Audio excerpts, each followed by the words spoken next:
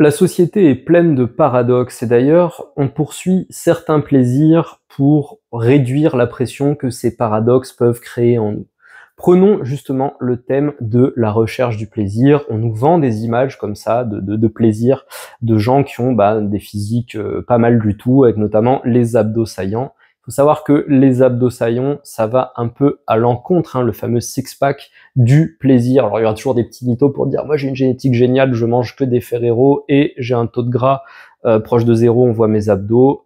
Ok, merci, ferme-la. La plupart des gens, en fait, ont besoin d'avoir une diète un minimum saine pour être en dessous d'un certain taux de gras et ainsi qu'on puisse voir leurs abdos. Les abdos, c'est pas trop un muscle que tu peux beaucoup muscler, c'est un muscle qui se voit quand il n'y a pas de graisse pour le cacher. Bon, ça, c'est un exemple, on va dire, un peu trivial. Mais regarde la tronche, justement, tant qu'on en est à parler du physique, regarde l'aspect des gens qui poursuivent en permanence leur plaisir. Regarde également la qualité de leurs relations sociales, comment ils sont vus par les autres. Généralement, ils n'ont pas des vies terribles.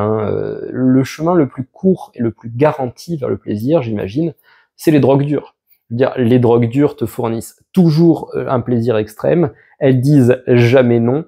Regarde la dégaine des gens qui sont addicts à des drogues dures, fais un tour dans certains quartiers des grandes villes et vois où peut mener la poursuite du plaisir. Alors, c'est pas une vidéo pour dire ne poursuivons pas notre plaisir. Je veux dire, le plaisir, la recherche du plaisir, c'est, selon Spinoza, on sort un peu du Japon médiéval, l'expression de notre force vitale, de notre impulsion première. Le plaisir est une feature biologique qui montre qu'on est en vie et qu'on a envie de continuer la vie. Voilà, avec zéro plaisir, la joie de vivre diminue. Cela dit, est-ce qu'il ne faut pas rechercher justement une forme de neutralité, de non-peine, non-joie? Je ne sais pas. J'ai pas fait cette série de vidéos pour te donner des conseils spirituels et psychologiques. J'ai envie de faire cette vidéo et cette série de vidéos pour t'aider justement à mieux vivre ta poursuite d'excellence, quelle qu'elle soit, dans quelque domaine qu'elle soit.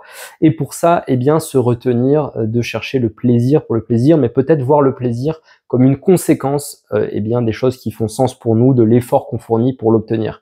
L'exemple que j'aime bien avec le plaisir, c'est celui du jus de fruits. T'achètes du jus de fruits en bouteille, franchement, en termes nutritionnels, autant boire du soda. Moi, je préfère le soda au Tropicana parce que c'est bourré de sucre et au final, t'as pas vraiment les vitamines et tout sont mortes, ça a été pasteurisé 15 000 fois. Enfin bref, le jus de fruits t'apporte pas grand-chose. Par contre, si tu croques un fruit, ça te demande un effort déjà d'activer tes mâchoires et puis potentiellement de l'ouvrir, de le peler. Enfin bref, voilà, il y a un peu plus de travail.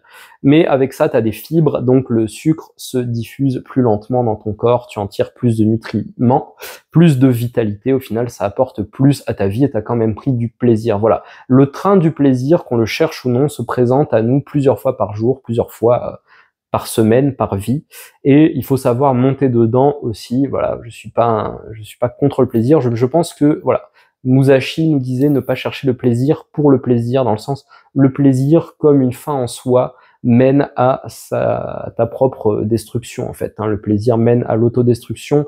C'est une ironie hegelienne, ce qui est censé maintenir notre vie. Si on le recherche trop frontalement, trop directement, finit par la détruire. Ne pas rechercher le plaisir pour le plaisir. J'espère que cette vidéo t'a fait plaisir. Si c'est le cas, bien sûr, n'hésite pas à liker, commenter, partager. Et moi, je te dis à bientôt pour le prochain preset du Dokodo de Musashi. D'ici là, prends soin de toi.